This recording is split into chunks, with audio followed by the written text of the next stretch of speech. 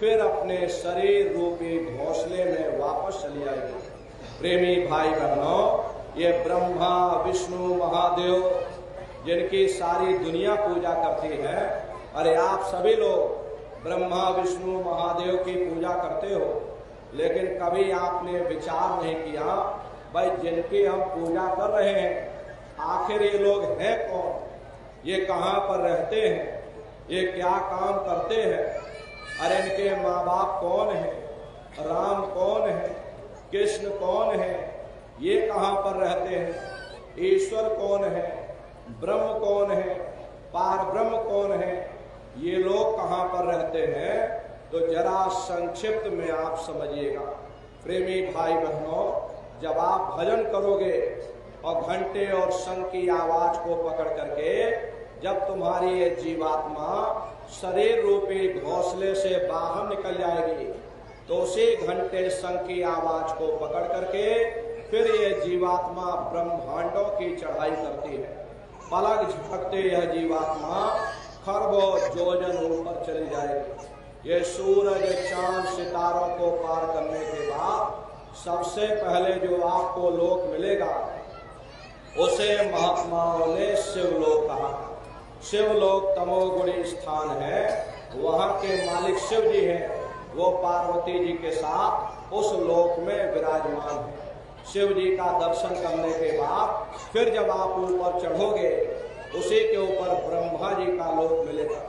ब्रह्मा जी का लोक वो रजोगुणी स्थान है, वहाँ के मालिक ब्रह्मा जी हैं, वो गायत्री सावित्री और सरस्वती के साथ उस लोक में विराजमान है। अब ब्रह्मा जी का दर्शन करने के बाद में फिर घंटे और शंख की आवाज को पकड़ करके फिर जब आप ऊपर चढ़ोगे उसी के ऊपर विष्णु लोक आएगा। विष्णु लोक वो सतोगुणी स्थान है, वहाँ के मालिक विष्णु जी हैं, उनका बड़ा मनमोहक स्वरूप है, उनकी 4 भुजाएं हैं और चारों भुजाओं में शंख गदा पद्म और चक्र सुशोभित है, और आप शिव सागर में लक्ष्मी जी के साथ विराजमान हैं। ये तीनों देवता ब्रह्मा विष्णु और महादेव अपने अपने लोक में बैठ करके राज कर रहे हैं। एक रचयिता है जो जीवों को रचता है, एक पालनहार है जो जीवों को पालता है, एक संहार करता जो जीवों को नष्ट कर देता। इनकी जो माता है वो आद्या महाशक्ति है। ब्रह्मा विष्णु महादेव लोक के ऊपर वो आद्या महाशक्ति का लोक आता, और उसी लोक को पार करने के बाद में सबसे पहला देश पड़ता है, या यूं कह लीजिए कि पहली राजधानी पड़ती है, जैसे महात्माओं ने सहस दल कवल कहा, वो राजधानी है। ये ब्रह्मा विष्णु महादेव के जो लोक हैं उस राजधानी के अंतर्गत आने वाले जिले हैं। आप इस तरह से समझिए जैसे आपके उत्तर प्रदेश की राजधानी लखनऊ है, गोरखपुर आपका जिला है, इसी तरह प्रेमी भाई बहनों वो सहस दल कवल राजधानी है। राजधानी का जो मालिक है वो निरंजन भगवान है। ये ब्रह्मा विष्णु महादेव ये निरंजन भगवान के ही पुत्र हैं, और ये आद्या महाशक्ति ये निरंजन भगवान की अर्धांगिनी है। और निरंजन भगवान स्वयं तीनों लोकों के मालिक हैं। उन्हीं को त्रिलोकीनाथ कहा जाता, हिंदू उन्हीं को परमात्मा कहते, मुसलमान उन्हीं को खुदा कहते, ईसाई उन्हीं को गॉड कहते। प्रेमी भाई बहनों, ये जल एक है। जल को चाहे आप नीर कह लो, चाहे वाटर कह लो, या चाहे पानी कह लो, ठीक उसी तरह से वो परमात्मा भी एक है। घंटे और शंख की आवाज जो हर इंसान के अंदर गूंज रही, वो आवाज उन्हीं के मुखारबिंद से हो रही। निरंजन भगवान का जो स्वरूप है वो ज्योतिष स्वरूप है। हजार बाती की अखंड ज्योति वहां पर बराबर जल रही। हम आप मंदिरों में ज्योत जलाते हैं, ये तो हम आप उसकी नकल करते हैं। महात्माओं ने चिन्ह बता दिया तो हम लोग नकल करने लग गए, अरे इस जोत में तेल की जरूरत पड़ती है, बाती की जरूरत पड़ती है, लेकिन वो अखंड ज्योति ऐसी है जिसमें ना तेल की जरूरत है और ना बाती की जरूरत है। पलटू साहब ने जिक्र किया कि उल्टा कुआं गगन में, तिसमें जरे चिराग और तिसमें जरे चिराग, बिना रोगन बिन बाती अक्षय ऋतु 12 मास, जब रहे दिन राती, सतगुरु मिले जो होए, ताहि की नजर में आवे, और बिन सतगुरु नहीं कोई, वाह को दर्शावे। वो अखंड ज्योति ऐसी है जिससे पूरा ब्रह्मांड प्रकाशवान हो रहा। जितनी भी अवतारी शक्तियां आई, राम आए, राम को वहीं से नीचे उतारा गया। इसीलिए उस देश को अयोध्या नगरी या कौशलपुर देश कहा गया। गोस्वामी जी महाराज जब साधना करके वहां पहुंचे, तभी उन्होंने रामचरित्र मानस में लिख दिया। क्या उन्होंने लिखा? देखिए, गोस्वामी जी महाराज कहते हैं कि मोदियो नैन त्रिशत में भयो, पुण्य चितवत कौशलपुर गयो। जब मैंने अपने बाहर की आंख बंद की, मेरी अंतर की आंख खुल गई और मैं क्या देख रहा हूँ कि मैं कौशलपुर देश में पहुंच गया। मोहि विलोक राम मुस्काई, मुझे देख करके राम भगवान प्रसन्न हो गए। उन्होंने ऊपर जाने का मुझे रास्ता दे दिया। मैं ऊपर जा करके क्या देख रहा हूँ कि उधर माज सुने अंडज राया, देखें बहु ब्रह्मांड निकाया, अति विचित्र ताह लोके अनेका, रचना अधिक एक ते एका। विचित्र विचित्र भाग के वहां पर लोग बने हुए, एक से सुंदर एक सोने के वहां पर महल बने हुए, जिनकी शोभा अवर्णनीय। प्रेमी भाई बहनों, वो राम भगवान का देश है, वो अयोध्या नगरी है। जब आप वहां पहुंचोगे, वहां की रचना को देखोगे, देखते ही रह जाओगे। ये क्या ईश्वर की लीला है, कैसी उसकी कारीगरी है, अनंत उसकी सत्ता है, अनंत ही उसका प्रकाश है। अरे प्रेमी भाई बहनों, उसी आनंद को पा करके बड़े बड़े राजे महाराजाओं ने अपने राजकाज पर ठोकरें मार दी और जंगलों में जाकर के नंगे हो करके नाचने लग गए। कबीर साहब जब वहां पहुंचे, तभी कबीर साहब ने लिख दिया, अचरज देखा भारी साधो, अचरज देखा भारी रे, बिना बजाए निस्दिन बाजे, घंटा शंख नगारी रे, बहरा सुन सुन मस्त होता है, तन की खबर विसारी रे, और बिन भूमि के महल बना है, तामे ज्योत उजारी रे, और जीता मरकर फिर जी जावे, बात बतावे सारी रे, ब्रह्मानंद संत जन बिरला, कोई समझे बातें हमारी रे। प्रेमी भाई बहनों, वो असली अयोध्या नगरी है, वो राम भगवान का देश है। राम जी का दर्शन करने के बाद में फिर तुम्हारी जीवात्मा दूसरे मंडल के शब्द को पकड़ करके दूसरे मंडल की चढ़ाई करेगी। श्याम तज श्वेत को गहना, सुरत को तान धन सुनना, बंक के द्वार धस बैठो और त्रिकुटी जाए कर लेना। उसी के ऊपर दूसरा देश आता है जिसे महात्माओं ने त्रिकुटी देश कहा। वहां के जो मालिक है वो ब्रह्म है, वहीं से मन और माया की उत्पत्ति हुई, वहीं से तीन गुण रजोगुण तमोगुण सतोगुण, तीनों गुणों की उत्पत्ति वहीं से हुई। ये जो आपके वेद हैं, वेदों को सारी दुनिया पढ़ती है, अरे वेदों की भी उत्पत्ति उसी स्थान से हुई है। महात्मा कहते हैं कि त्रिकुटी महल में विद्या सारा, घर हर गरजे बजे नगारा, लाल वरण सूरज उजियारा। वहां पर दो धुने, बादलों की गर्जन और मृदंग की आवाज उस लोक में गूंजती रहती है। जैसे पहले स्थान पर राम भगवान के देश में घंटे और शंख की आवाज गूंजती है, ऐसे ही दूसरे मंडल पर बादलों की गर्जन और मृदंग वहां पर बजता रहता, ओम का जाप बराबर वहां होता रहता। प्रेमी भाई बहनों, ब्रह्म का जो स्वरूप है लाल वरण सूरज उजियारा, ये सूरज कुछ नहीं, ऐसे लाखों लाख सूर्य इकट्ठे करोगे तो वहां का एक सूर्य बनेगा। ब्रह्म का जो स्वरूप है वो सुबह के लाल सूर्य के समान है, इसीलिए वहां का पूरा ब्रह्मांड लाल है। जहां तक आपकी निगाह जाएगी ब्रह्म देश में चारों तरफ आपको लाल ही लाल नजर आएगा।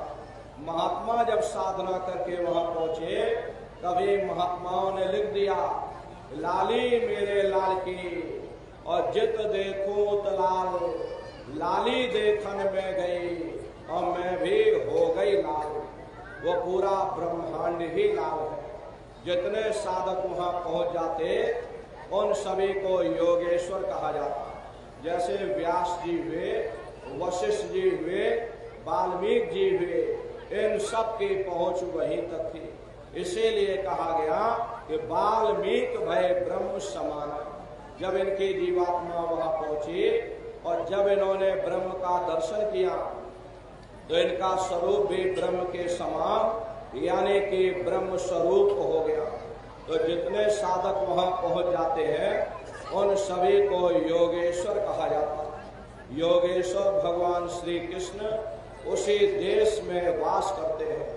ये जो ब्रह्म देश है वो श्री कृष्ण भगवान का ही देश है और श्री कृष्ण भगवान वहीं पर रहते हैं। ये बाहर की जन्माष्टमी नहीं है जो आप लोग मनाते हो, अरे तो आप नकल करते हो। महात्माओं ने कहा था भाई सही मायने में तुम जन्माष्टमी कब मनाओगे, जब तुम्हारी ये जीवात्मा 5 तत्व जल पृथ्वी अग्नि वायु आकाश और 3 गुण रजोगुण तमोगुण सतोगुण 5 तत्व 3 गुणों से परे होकर के ब्रह्म देश में पहुंच करके जब कृष्ण भगवान का दर्शन कर लोगे तब सही मायने में जन्म अष्टमी मनाई जाएगी। वहां कृष्ण भगवान का दर्शन करने के बाद में फिर तुम्हारी ये जीवात्मा तीसरे मंडल के शब्द को पकड़ करके और तीसरे मंडल की चढ़ाई करती है। आगे पहुंची सुन झंकार, ररंकार धुन सुनी पुकार, आगे श्वेत सुन है भाई और मान सरोवर बैठ नहाई। उसी के ऊपर तीसरा देश आता जिसे महात्माओं ने शून्य देश कहा, उसी को रारंग देश कहा जाता, उसी को अक्षर और नेति कहा जाता। वहाँ के जो मालिक हैं वो रारंग पुरुष यानी कि पार ब्रह्म पुरुष है। वहाँ किंगरी और सारंगी 2 धुनें उस लोक में गूंजती रहती। और पार ब्रह्म पुरुष का जो स्वरूप है वो पूर्णमासी के चंद्रमा के समान बड़ा ही मनमोहक स्वरूप है।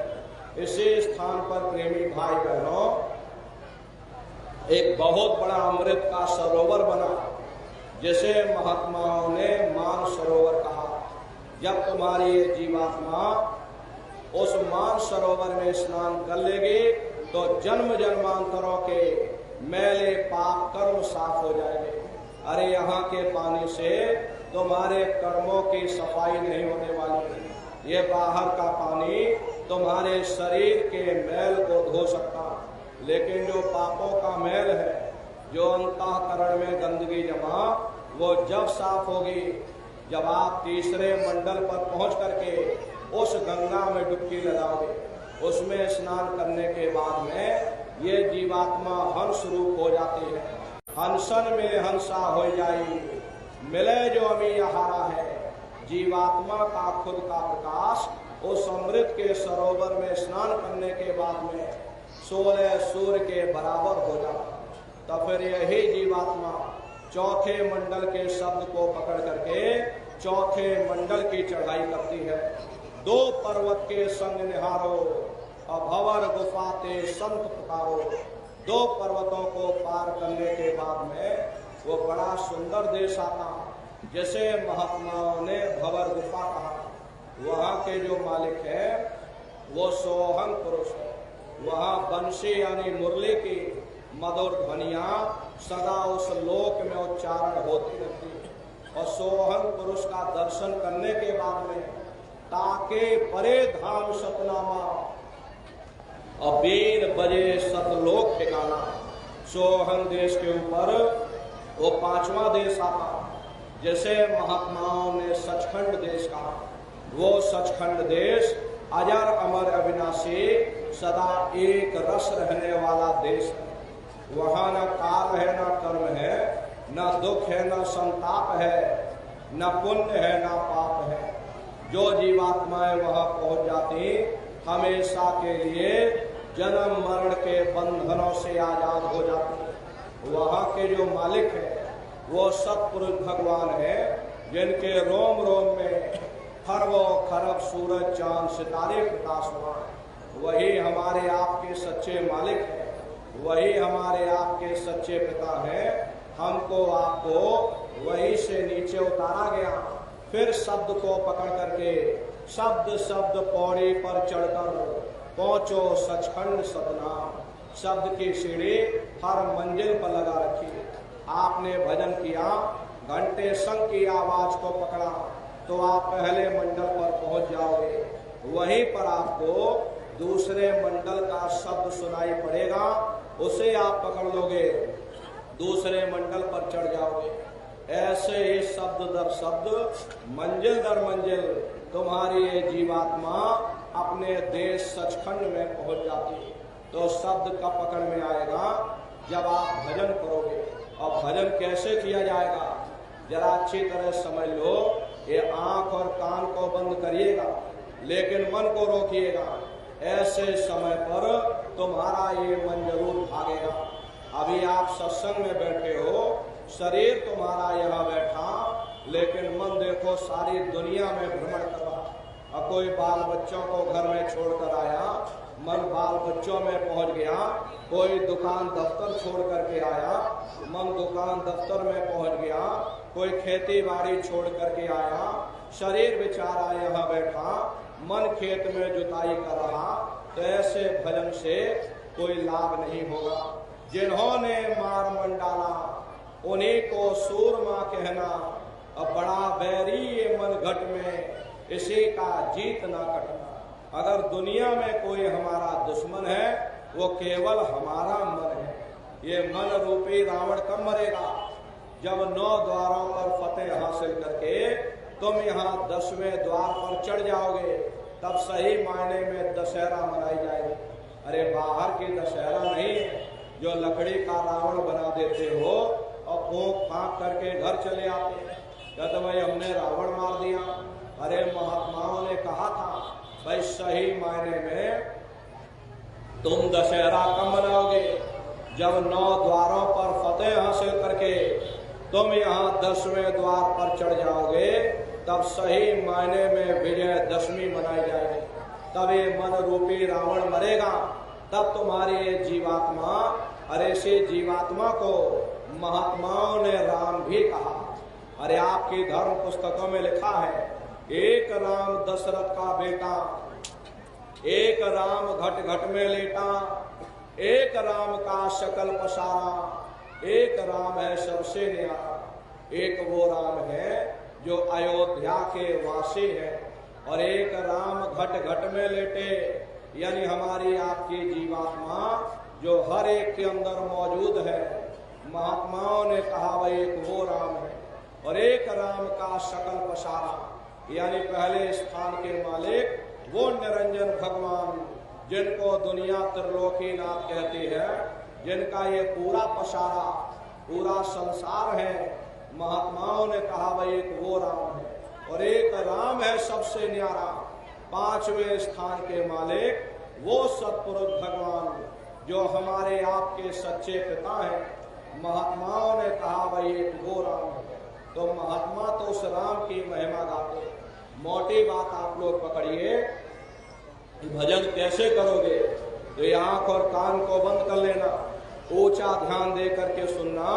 शुरू में सीटी जैसी आवाज, आपको सुनाई पड़ेगी, पकड़ लेना, सुनते रहना, सुनते सुनते उसी में लीन हो जाना।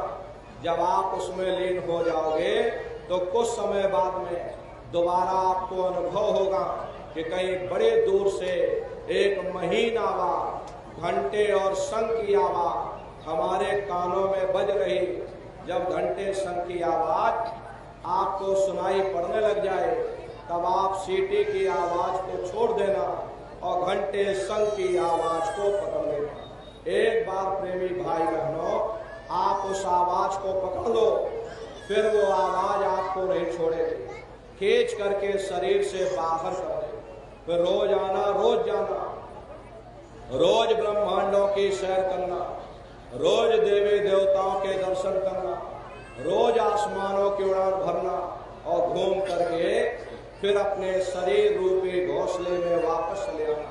तो ये सुमरन, ध्यान और भजन 3 क्रियाएं आपको बताई गई। रास्ता सच्चा है, आप करोगे, आपको अनुभव होगा, दिखाई भी पड़ेगा और सुनाई भी पड़ेगा। लेकिन इतना ध्यान रखिएगा, जो भी दिखाई सुनाई पड़े अपने अंदर हजम करिएगा, नागा नहीं होने पाए। अरे आप शरीर को भोजन देते हो, सुबह दोपहर शाम खाते रहते हो, लेकिन कभी आपने विचार नहीं किया ये जीवात्मा जिसकी ताकत से, जिसकी शक्ति से तुम्हारा ये शरीर चल रहा, तो कभी आपने अपनी जीवात्मा को भोजन नहीं दिया। अरे इसका भोजन शब्द है, इसका भोजन नाम है। अपना ये नियम बनाइए कि पहले अपनी जीवात्मा को भोजन देंगे, फिर अपने इस नाशवान शरीर को भोजन देंगे। अगर ये नियम आपका बन गया तो आपका लोक भी बन जाएगा और परलोक भी बन जाएगा। प्रेमी भाई बहनों, मालिक को पाने के लिए तुम्हें घर बार छोड़ने की जरूरत नहीं है, तुम्हें समाज छोड़ने की जरूरत नहीं है, तुम्हें जात बिरादरी बदलने की जरूरत नहीं है। अरे जात पात के रगड़े झगड़े ये हमारे अपने नहीं है, ये सिर्फ हमारे मन की खुराफात है। आप सभी लोग बुद्धिमान हो, अपनी अपनी बुद्धि से आप सभी लोग विचार करिएगा। जब गुरु नानक साहब नहीं आए थे तब कोई सिख नहीं था, जब मोहम्मद साहब नहीं आए थे तब कोई मुसलमान नहीं था, जब ईसा मसीह साहब नहीं आए थे तब कोई ईसाई नहीं था, और पीछे लौटते चले जाओ तो केवल मनुष्य ही मनुष्य रह जाते। ये रगड़े झगड़े किसने पैदा किए? ये हमने आपने पैदा किए। अरे कोई भी महात्मा यहाँ पर आकर के ना कोई कौम बनाने आता है, ना कोई मजहब चलाने आते हैं, और ना ही आप हमारे हाथों में ये डंडे और तलवारें देने के लिए आते। अरे आप तो सच्चा मार्ग, सनातन मार्ग समझाने के लिए इस धरा भूमि पर शरीर रूप में अवतरित होते। इसीलिए महात्मा कहते हैं, वह जाति पाति पूछे नहीं कोई, और हरि का भजे सो हरि का हो। लोग यहाँ जात पात बनाते बनाते मर गए, लेकिन ऐ नारियों, जब तुम्हारी ये जीवात्मा इस मनुष्य रूपी चोले को छोड़ करके ऊपर धर्मराज की कचहरी में पहुंचेगी तो वहां न तुमसे ये पूछा जाएगा कि तुम किस जाति के हो, तुम किस कौम के हो, तुम किस मजहब के हो, तुम हिंदू हो या मुसलमान हो, तुम हिंदुस्तान से आए हो या तुम पाकिस्तान से आए हो। अरे वहां तुम्हारे कर्म देखे जाएंगे, भक्ति भाव देखा जाएगा, मालिक से मिलने का प्रेम और प्यार देखा जाएगा। इसीलिए महात्मा कहते हैं कि भाई मालिक को पाने के लिए तुम्हें जात बिरादरी बदलने की जरूरत नहीं है, तुम्हें समाज छोड़ने की जरूरत नहीं है, तुम्हें साधु सन्यासी बाबा बनने की जरूरत नहीं है। अरे भाई तुम अपने अपने घर परिवार में रहो, अपने अपने बाल बच्चों के साथ रहो, अपने अपने समाज में रहो, समाज की रीत नीति के अनुसार रहो, मेहनत और ईमानदारी से काम करो, और 24 घंटे में घंटा 2 घंटा अपनी जीवात्मा के कल्याण के लिए सुरत शब्द नाम की कमाई यानी सुमरन, ध्यान और भजन करिएगा। यही दौलत तुम्हारे काम आएगी और बाकी सब यहीं पड़ा रह जाएगा। सुई की एक नोक भी तुम्हारे साथ में जाने वाली नहीं। अरे बड़े बड़े राजे महाराजे आए, सारी जिंदगी उन्होंने ये किला बनाते बनाते गुजार दिया। आज उनके किलों को जाकर देखिए, आज खंडहर बने पड़े हुए। विश्व विजेता सिकंदर सारी दुनिया पर राज करने का ख्वाब देखता था, वो भी मुट्ठी खोल करके चला गया। कोई क्या साथ लेकर के जाएगा? जो चीज तुम्हारे साथ में जाने वाली है वो केवल परमात्मा की भक्ति है। अरे प्रेमी भाई बहनों, अपनी बुद्धि से विचार करिए। आप कहीं नात रिश्तेदारी में जाते हो तो पूरा बंदोबस्त करके जाते हो। यहाँ भी सत्संग में आए हो तो पूरी तैयारी के साथ आए होगे। भाई कहाँ जाना है, कैसे जाना है, साइकिल से जाना है, मोटरसाइकिल से जाना है, गर्मी का मौसम है, ठंडे पानी की बोतल ले जानी, हाथ में पंखा भी ले जाना। अरे पूरा बंदोबस्त करके चलते हो। फिर आप ये कैसे भूल गए इस शरीर को छोड़ करके हमें कहीं और भी जाना है? किस राह जाना है, कैसे जाना है, कहाँ जाना है, रास्ते के लिए क्या क्या सामान ले जाना, हम लोग कभी उस पर विचार नहीं करते। मोह माया की गफलत में मनुष्य की अकल मारी गई, मनुष्य विचार नहीं कर पाता। इसीलिए महात्मा कहते हैं भाई वो दौलत कमा लो जो अंत समय में तुम्हारे काम आवे, वरना ये समय तुम्हारा निकलता जा रहा, ये श्वासों की पूंजी दिन प्रतिदिन कम होती जा रही। एक समय ऐसा आएगा ये बुलबुला तुम्हारा फूट जाएगा, फिर ना जाने दोबारा ये मनुष्य शरीर मिले न मिले।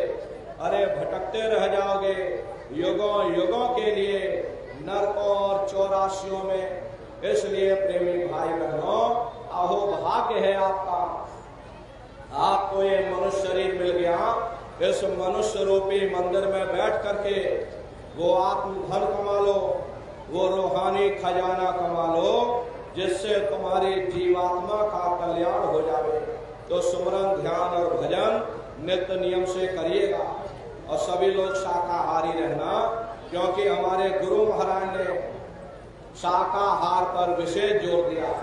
गुरु महाराज हमारे कहते थे, ये बच्चे बच्चियों तुम लोग शाकाहारी रहना, शाकाहार का प्रचार करते रहना, इसी से देश और दुनिया में भारी परिवर्तन होगा। अरे नर नारियों, परिवर्तन कोई कानून बनाने से नहीं होता, परिवर्तन कोई आंदोलन करने से नहीं होता, परिवर्तन कोई तोड़ फोड़ करने से नहीं होता। परिवर्तन तब होता है जब लोगों के विचार बदलते हैं, लोगों की भावनाएं बदलती हैं। और विचार जब बदलेंगे जब लोगों का खान पान शुद्ध होगा। देसी कहावत है, जैसा खाए अन्न वैसा होए मन। जब इंसान पशुप्रति भोजन करेगा उसकी बुद्धि स्वतः ही पशुओं जैसे हो जाएगी, सोच विचार उसका चिंतन स्वतः ही पशुओं जैसा हो जाएगा। फिर जिस शराब के नशे में माँ बहन बेटी की पहचान खत्म हो जाए, उस शराब को पी करके यह कैसे पता चलेगा कि क्या अच्छा और क्या बुरा है। यही कारण है कि आज घर समाज में दुनिया भर के अत्याचार और दुनिया भर के व्यभिचार फैले हुए। अरे हम लोग मंदिर बनवाते हैं, उन मंदिरों में नहा धो करके जाते, कहते भाई परमात्मा के रहने की जगह है, हमको नहा धो करके जाना चाहिए, फूल अगरबत्ती ले जाना चाहिए। कोई उन मंदिरों में कूड़ा कचरा नहीं डालता। अगर कूड़ा कचरा डालोगे तो आपस में लाठियां चल जाएंगी। फिर ये जो हरि मंदिर है, ये पंच भौतिक शरीर जिसे महात्माओं ने हरि मंदिर कहा, इसमें तुम हाड़ मांस के लोथड़े डालते हो, इसमें तुम शराब के कतरे डालते हो, तो अपने बनाए हुए ईंट गारे के मंदिर की कद्र करोगे और परमात्मा के बनाए हुए इस हरि मंदिर को तुमने जीते जी कब्रिस्तान बना दिया तो सख्त सजा मिलेगी। अरे महात्माओं ने लिखा है कि तिल भर मच्छी खाई के कोट गौ दे दान और काशी करवट जा मरे निश्चय नर्क निदान। यदि तिल भर भी मच्छी खा करके फिर चाहे कोटान कोट गौओं का दान करो और काशी में जा करके मत्था रगड़ते रगड़ते अपनी पूरी जिंदगी वहां गुजार दो, फिर भी तुमको तुम्हारे गुनाहों की सजा मिलेगी, कोई बच नहीं सकता। क्योंकि कर्म भूमि है, यहाँ तुम जैसा कर्म करोगे वैसा फल तुमको मिलेगा। देखिए इस कर्म भूमि पर कृष्ण भगवान तक नहीं बच पाए। उस समय बाली को छिप करके बाण मारा, वही बाली कृष्ण अवतार में बहेलिया बन करके आ गया। कृष्ण भगवान के पैरों में पद्म चमकता था, हिरण की आंख समझ करके अब बहेलिये ने निशाना मार दिया। और जब पास में आकर के देखा कृष्ण भगवान थे, अफसोस करने लगे। लेकिन कृष्ण भगवान ने उसको समझाया कि इसमें तुम्हारा कोई दोष नहीं, उस समय हमने तुमको मारा, आज तुमने हमको मार दिया, हमारा तुम्हारा अदला बदला पूरा हो गया।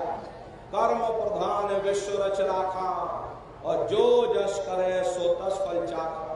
ये कर्मों का ऐसा देश है, यहाँ तुम जैसा बीज बोगे वैसे ही फसल काटोगे। इसलिए प्रेमी भाई बहनों, आपसे हमारी प्रार्थना है कि आप लोग शाकाहारी रहिएगा। अरे तरह तरह की बीमारियां जो आज के समय में आ रही, इसका मुख्य कारण एक ही है, लोगों का खान पान गंदा हो गया। अपनी बुद्धि से विचार करिए, इंसानों के खून में जब जानवरों का खून मिल जाएगा, इंसानों के अंदर जब जानवरों के कीटाणु पहुंच जाएंगे तो न जानवरों की दवा काम में आएगी और न इंसानों की दवा काम में आएगी। परिणाम क्या होगा? ऐसी महामारियां फैलेगी। इसलिए प्रेमी भाई बहनों, आपसे हमारी प्रार्थना है कि आप लोग शाकाहारी रहिएगा। कोई ऐसा नशा मत करना जिससे बुद्धि तुम्हारी पागल हो जाए, घर में माँ बहन बेटी की पहचान खो। अरे आप अपने आप को कट्टर हिंदू मानते हो, अरे भाई हम कट्टर हिंदू हैं, हम राम को मानने वाले हैं, हम कृष्ण को मानने वाले। अरे आप राम को मानते हो और आप कृष्ण को मानते हो तो उनके आदर्शों पर भी चलना सीखो। राम ने कभी नहीं कहा कि तुम मांस खाओ, या कृष्ण ने कभी नहीं कहा कि तुम शराब पियो। जितने देवी देवता अवतार हुए सभी यही कह करके गए कि अहिंसा परमो धर्मा। अगर हमने किसी को बनाया नहीं तो मिटाने का अधिकार हमारे पास नहीं। अरे नर नारियों, अरे आप इंसान हो, इंसान का काम है दया करने का, दया धर्म का मूल है। इसलिए आप जीवों पर रहम करो, रूहों पर रहम करो। सभी लोग शाकाहारी रहना, शाकाहार का प्रचार अपने अपने क्षेत्रों में बराबर आप लोग करते रहिएगा। ये धर्म का प्रचार है। अरे सतयुग कैसे आएगा? राम राज कैसे आएगा? राम राज कोई भाषण देने से नहीं आने वाला। राम राज जब आएगा जब आप धर्म का प्रचार करोगे, और धर्म का प्रचार करने की जिम्मेदारी हम सभी प्रेमी भाई बहनों की है। क्योंकि हम सभी लोग अपने गुरु महाराज के जलाए हुए चिराग हैं। अगर एक एक चिराग एक एक गांव में पहुंच जाएगा, ये पूरा गांव प्रकाशवान हो जाएगा, ये पूरा समाज प्रकाशवान हो जाएगा। गुरु महाराज के संदेशों को जन जन के बीच में पहुंचाने की जिम्मेदारी हम सभी प्रेमी भाई बहनों की है। गुरु महाराज कह करके गए कि बच्चा गांव गांव में तुम भजन केंद्र की स्थापना करो, गांव गांव के लोग भजन करने लग जाएं, गांव गांव के लोग शाकाहारी हो जाएं, गांव गांव के लोग सदाचारी बन जाएं, आंखों में माँ बहन बेटी की पहचान कायम हो जाए। जब हमारा गांव बदल जाएगा, ये पूरा समाज बदल जाएगा, निश्चय ही कलयुग में सतयुग आ जाएगा। इसलिए प्रेमी भाई बहनों, धर्म के प्रचार में आप सभी लोग अपना अपना योगदान दीजिएगा।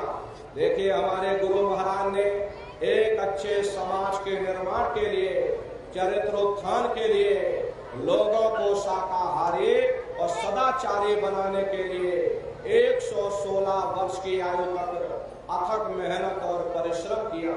हमारे गुरु महाराज ने अपने गुरु की याद में मथुरा आश्रम पर इतना विशाल मंदिर बनवाया। गुरु महाराज हमारे कहते थे कि बच्चा, मंदिर का वो देवता वहां पर बैठ करके बरकत बांट रहा, अरे आप लोग आइए, वहां कोई रुपया पैसा नहीं चढ़ाया जाता, कोई चंदा चुटकी नहीं, अरे आप लोग आए, मंदिर के देवता के सामने अपनी एक बुराई को चढ़ा दीजिए। वहां पर बुराई चढ़ाई जाती है कि हम आज से मांस मछली नहीं खाएंगे, हम आज से अंडा शराब का सेवन नहीं करेंगे, हम आज से झूठ नहीं बोलेंगे, हम आज से किसी को धोखा नहीं देंगे। आप अपनी एक बुराई चढ़ा दो, आपकी एक मनोकामना पूरी होगी। ऐसा वरदानी मंदिर गुरु महाराज ने अपने गुरु की याद में मथुरा आश्रम पर बनवाया। उन्हीं की याद में ये गुरु पूर्णिमा का कार्यक्रम 1 जुलाई से और 5 जुलाई तक मथुरा आश्रम पर मनाया जाएगा। तारीख आप लोग याद रखिएगा, 1 जुलाई से 5 जुलाई तक ये गुरु पूर्णिमा का कार्यक्रम होगा। आप लोग पधारिएगा और अपने अपने बच्चों को भी साथ में लेकर के आया करिए। हम लोग ये सोचने लगते हैं, अरे बच्चों को क्या करेंगे ले जाकर, ये बच्चे छोटे हैं, इनको घर में रहने दो, इनको पढ़ाई लिखाई करने दो, अभी इनकी पढ़ाई लिखाई की उम्र है, ये सत्संग सुनना, ये भजन पूजा पाठ करना, ये तो हम लोगों का काम है। इन बच्चों को घर पर पढ़ाई लिखाई करने दो। बस यहीं पर हम आप धोखा खा जाते। प्रेमी भाई बहनों, पढ़ाई लिखाई जरूरी है, हम ये बात आपकी मानते हैं कि आज के युग में शिक्षा बहुत जरूरी है। अरे हमको भी गुरु महाराज ने पढ़ाया लिखाया, हम कोई अंगूठा छाप नहीं, गुरु महाराज ने हमको भी पढ़ाया लिखाया। प्रारंभिक शिक्षा हमारी गुरु महाराज की जन्मभूमि पर हुई, क्योंकि जो गुरु महाराज की जन्मभूमि है वही हमारी भी जन्मभूमि। फितौरा में हम पढ़ाई लिखाई किए, 1 से लेके 5 तक तो हम वहीं पर पढ़ाई किए। उसके बाद गुरु महाराज ने मथुरा बुला लिया, आगे की पढ़ाई लिखाई हमने मथुरा में की। 10वीं किया, 12वीं किया, BA किया, LLB किया और LLB करके वकील भी बने। तो कहने का मतलब ये है कि गुरु महाराज ने हमको भी पढ़ाया लिखाया। लेकिन प्रेमी भाई बहनों, पढ़ाई लिखाई के साथ साथ अच्छे संस्कार भी जरूरी है। और संस्कार कोई MA BA की डिग्री करने से नहीं पढ़ते, संस्कार कोई डिप्लोमा करने से नहीं पढ़ते। अगर MA BA की डिग्री करने से बच्चों के अंदर संस्कार पड़ जाते तो हिंदुस्तान में इतने वृद्ध